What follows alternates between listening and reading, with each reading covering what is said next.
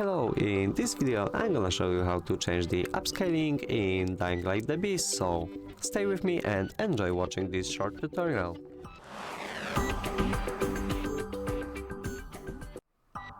At first, open the settings by using the O button on your keyboard or press over here.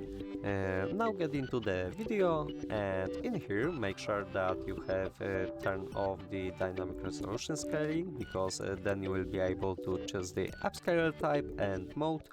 If using any of these upscaler types, then you will be able to also choose the upscaling mode.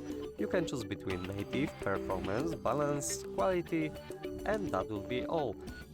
The best option of course is balance, but if you want to add quality to your game, then you can choose quality and native. If you want to use lowest quality but your game will perform better, then you can choose just performance. That would be all for this video. Hope you like it. Leave a comment and also subscribe to our YouTube channels. Goodbye.